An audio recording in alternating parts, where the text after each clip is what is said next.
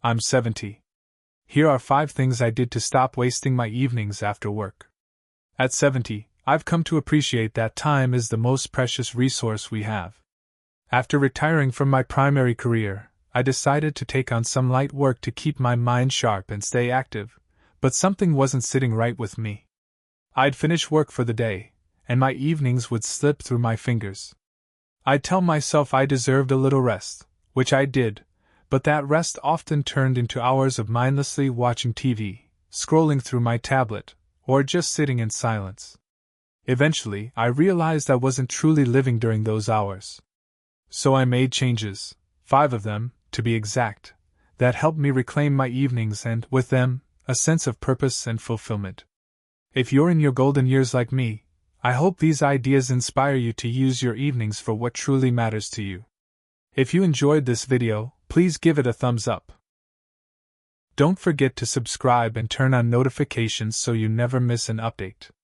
1. Reframe your mindset. It's never too late to do it. As I've grown older, I've learned that life doesn't pause to wait for the perfect moment, mood, or energy level.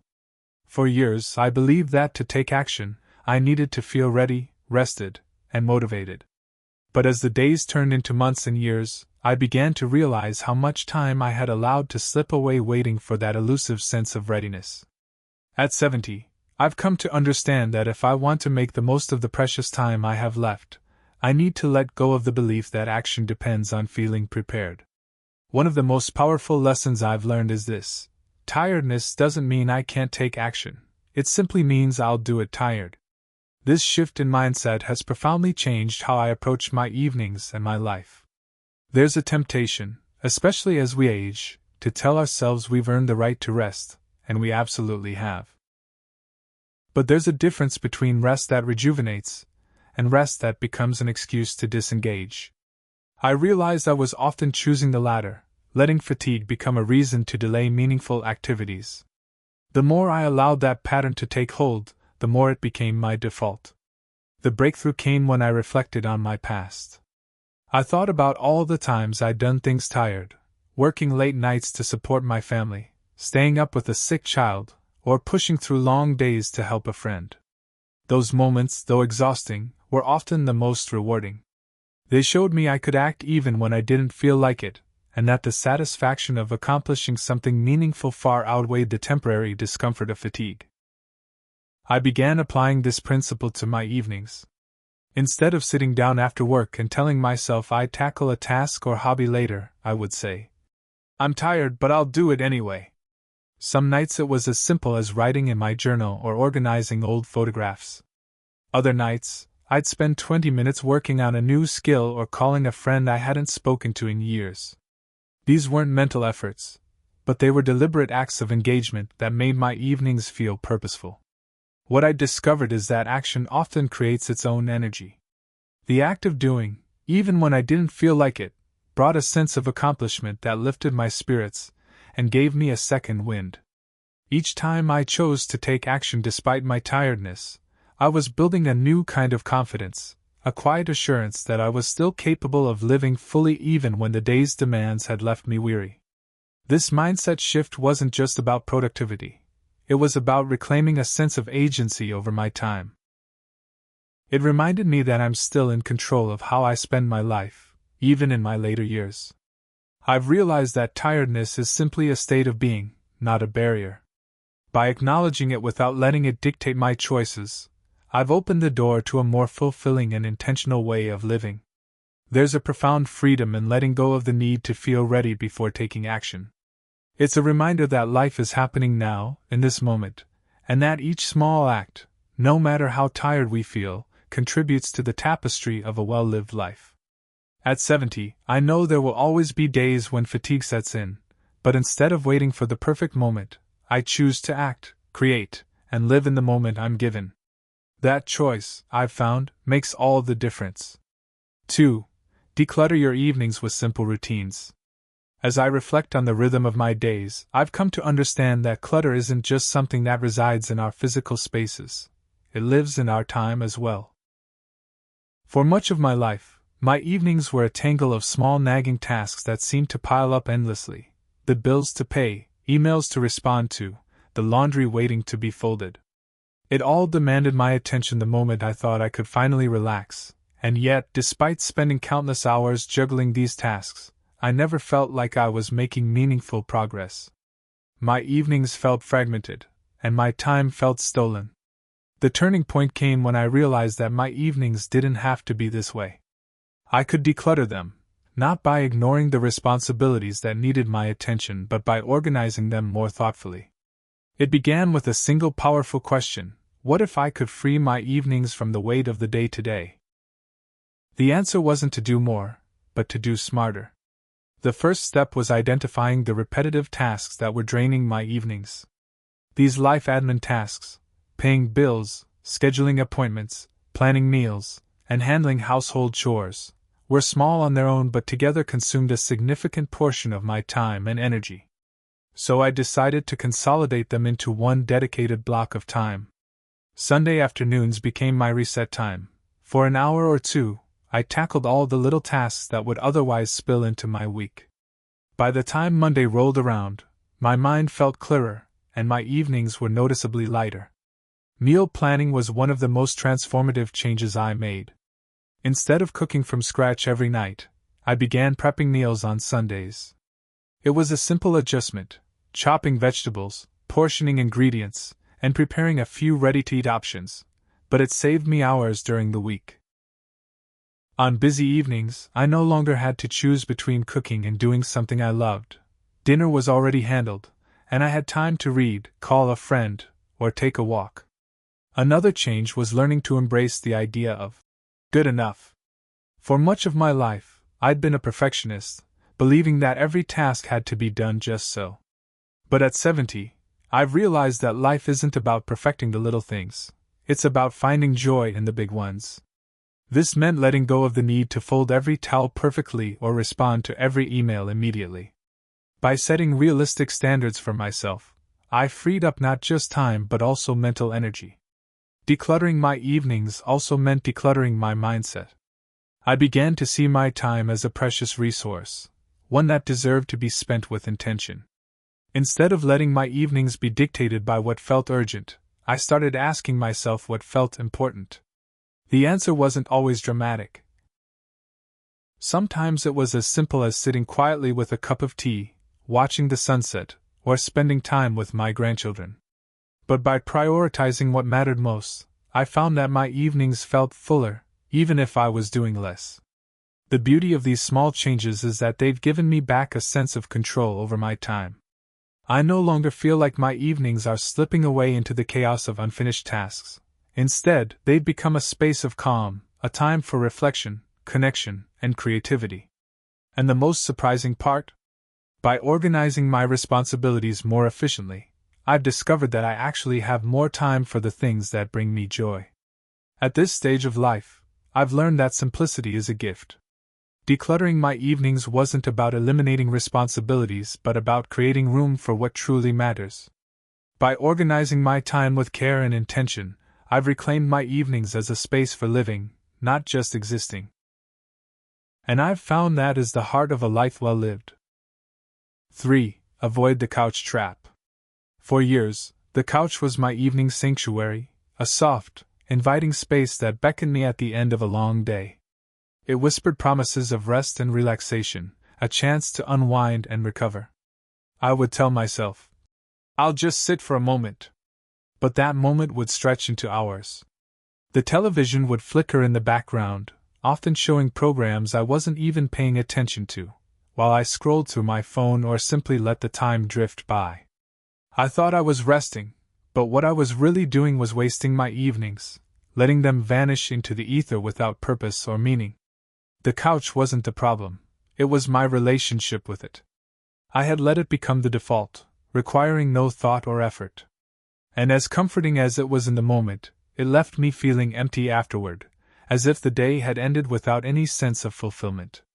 I realized the couch had become a trap, not because it offered comfort but because it kept me from living fully. The question wasn't whether I deserved to rest, of course I did. The question was whether I wanted to spend the last hours of my day passively or purposefully. The first step to breaking free from the couch trap was recognizing its pull and making a conscious decision to change my evening routine. I began with a simple strategy. Instead of going straight to the couch when I came home, I would redirect myself to another activity.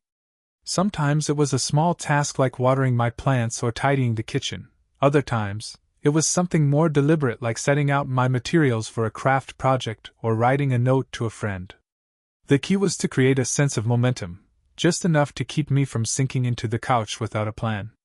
I also discovered the power of changing my environment. Instead of watching TV in the living room, I chose a different space for evening activities. If I wanted to read, I'd settle into a chair by the window with a good book and a warm cup of tea. If I wanted to work on a puzzle or write in my journal, I'd sit at the dining table. These small shifts in location helped me break the association between the couch and my default evening routine. They gave me the freedom to approach my evenings with intention rather than letting them be dictated by habit. Planning ahead became another vital tool. Before the day ended, I'd think about one thing I wanted to do that evening, something small but meaningful. It could be as simple as calling a friend, practicing a hobby, or taking a short walk after dinner. Knowing I had a plan helped me resist the pull of the couch because I had something to look forward to, something that felt purposeful. What surprised me most was how quickly these changes began to transform my evenings. By choosing to engage in even the smallest of activities, I found myself feeling more energized and fulfilled. The hours that once disappeared into mindless distraction were now filled with moments of joy and connection. And on the nights when I did choose to relax on the couch, it felt intentional, a reward rather than a default. The couch trap isn't about avoiding rest, it's about reclaiming your evenings as a time to live intentionally. Whether it's engaging in a hobby, spending time with loved ones, or simply sitting quietly with your thoughts, the goal is to make those hours matter. At 70, I've learned that every evening is an opportunity, not just to rest, but to reflect, create, and savor the life I've worked so hard to build. By stepping away from the couch's pull and stepping into the possibilities of the evening, I've found a deeper sense of purpose and fulfillment in the time I have left. 4. Embrace the quiet of morning hours. As the years pass, I've grown to treasure the early morning hours more than ever before. There's something almost sacred about the quiet stillness that blankets the world at dawn. The air feels fresher, the light softer, and time itself seems to slow down. It's a space where the noise of life hasn't yet intruded, and I've found that these moments are some of the most valuable in my day. For much of my life, I saw mornings as something to rush through. When I was working full-time, mornings were a flurry of activity, getting ready, eating breakfast, and heading out the door. Even after stepping into a lighter schedule in retirement, I still carried the habit of reserving my energy for later in the day. I thought evenings were my time to unwind and be productive. But what I didn't realize was that my evenings were already compromised. By the time the sun set, I was often too tired to focus, too distracted to engage fully, and too tempted to let the hours drift by without meaning. Then one day, almost by accident, I discovered the power of the morning. I woke up unusually early and found myself sitting by the window with a cup of tea, watching the world awaken. The calm I felt in that moment stayed with me throughout the day. Inspired by this, I decided to try using my mornings more intentionally. Instead of saving my energy for the evening, I began to devote those early hours to the things that mattered most. The shift was subtle at first, but quickly transformative. I started waking up 30 minutes earlier than usual, not to tackle chores or obligations but to nurture myself. I'd sit quietly and journal, letting my thoughts spill out onto the page. On other mornings, I'd read a book I'd been meaning to finish or practice a hobby like watercolor painting.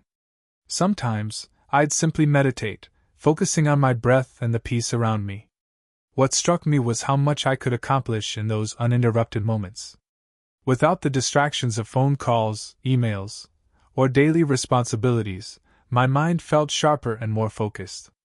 Even just 20 or 30 minutes in the morning seemed to stretch further than hours spent trying to be productive in the evening. I began to realize that not all hours are created equal. Morning hours, when the mind is fresh and the world is quiet, are far more valuable than those at the end of the day when energy is low and distractions abound. This newfound routine had an unexpected ripple effect on my evenings. By completing something meaningful in the morning, I felt less pressure to do it all after work. My evenings became a time to relax and enjoy without guilt, knowing I'd already made progress on what truly mattered. Embracing the morning hours also deepened my connection with myself. There's a sense of clarity that comes in the early hours, a chance to reflect on life without the noise of the outside world.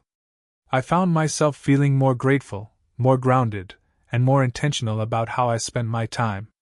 Overall, if there's one thing I've learned from this, it's that mornings are a gift, a chance to start the day with purpose and presence. It's easy to think that evenings are the best time for personal growth or meaningful activities, but the truth is our energy isn't infinite.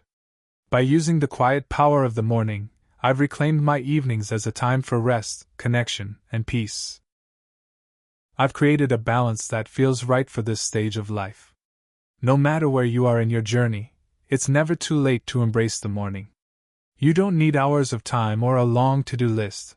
Even a few moments of quiet intention can change the rhythm of your day, and in turn your life. 5. Prioritize your health and well-being. As I've grown older, I've come to understand that the foundation for a meaningful and fulfilling life is good health. It may sound simple, even obvious, but in practice, it's easy to let health take a backseat to other priorities. For much of my life, I did just that, pushing through exhaustion, skipping meals, and sacrificing sleep to meet obligations. But over time, I began to see the toll it took, not just on my body but on my spirit. Now, at 70, I've realized that without health, both physical and mental, our capacity to truly live diminishes. This realization hit me one evening after a particularly long day. I was drained yet restless, unable to focus on anything that brought me joy. My energy was gone, my patience was thin, and even the simplest tasks felt overwhelming. That night, I lay awake wondering why I couldn't seem to reclaim my evenings. The answer was clear: I wasn't taking care of myself. How could I expect to feel motivated or engaged when I wasn't giving my body and mind what they needed to thrive? The first thing I did was address my sleep. For years I had survived on 6 hours a night, sometimes less, thinking I could power through with coffee and willpower. But sleep isn't just a luxury, it's essential. I began prioritizing 7 hours of rest each night, setting a consistent bedtime, and creating a calming evening routine. I stopped looking at screens an hour before bed and replaced them with a good book or soft music. The difference was profound. With better sleep, I woke up feeling more refreshed and capable, ready to face the day and savor my evenings. Next, I turned my attention to exercise. Staying active doesn't have to mean intense workouts or hours at the gym. For me, it's as simple as taking a 20-minute walk after dinner, stretching in the morning, or dancing to my favorite music in the living room. Movement has become my way of honoring what my body can still do, rather than focusing on its limitations. It clears my mind, lifts my mood, and gives me the energy to engage with life more fully. Nutrition was another area I began to rethink. I used to reach for convenience, processed snacks, sugary treats, quick fixes that filled me up but left me feeling sluggish. Now I make an effort to nourish myself with wholesome foods, fresh vegetables, fruits, lean proteins, and whole grains. It's not about perfection, it's about balance. I've discovered that when I eat well, my energy is steadier, my mind sharper, and my evenings more enjoyable. Beyond the physical, I also learned to nurture my mental health. Life at 70 comes with its share of joys and challenges: grandchildren, friendships, memories of loved ones lost, and the inevitable changes that come with age. Taking time for mindfulness and gratitude has been transformative. Whether it's a few minutes of meditation, journaling my thoughts, or simply sitting quietly and appreciating the present moment, these practices ground me. They remind me that every day is a gift, and every evening is an opportunity to create meaning. Caring for my health has become more than just a way to feel better, it's a way to live better. When I prioritize my well-being, I'm able to show up for the people and activities I love with more energy and enthusiasm. My evenings, once a time of exhaustion and disconnection, are now moments of joy, creativity, and connection. The truth is that investing in your health is the most compassionate thing you can do for yourself. It's not about perfection or strict rules. It's about listening to your body and giving it what it needs to support the life you want to live. At 70, I've learned that a healthy foundation isn't just the key to reclaiming your evenings, it's the key to reclaiming your life. 6. Cultivate connection. Make time for people who matter. As the years pass, I've realized that one of life's greatest joys, perhaps its most profound, is the connection we share with others. Yet, in the rush of daily life, it's so easy to let those connections fade into the background. Our evenings, often framed as downtime, can quickly turn into time spent alone, scrolling through screens or getting lost in solitary distractions. But I've learned that these hours offer a precious opportunity, an opportunity to deepen our relationships, foster new ones, and cherish the bonds that matter. It starts with a simple but transformative question: who in my life would I love to hear from or spend time with right now? For me, the answer was often family and friends I hadn't spoken to in weeks, sometimes months. I began using my evenings to reconnect, reaching out with a phone call or even an old-fashioned letter. A short conversation with a loved one, whether reminiscing about shared memories or simply catching up, reminded me of the warmth and vitality these moments of connection bring. But cultivating connection isn't limited to reaching out to others. It's also about being fully present when we're with the people who matter most. I started turning off distractions during family dinners, putting my phone away when talking with my grandchildren, and making a conscious effort to truly listen.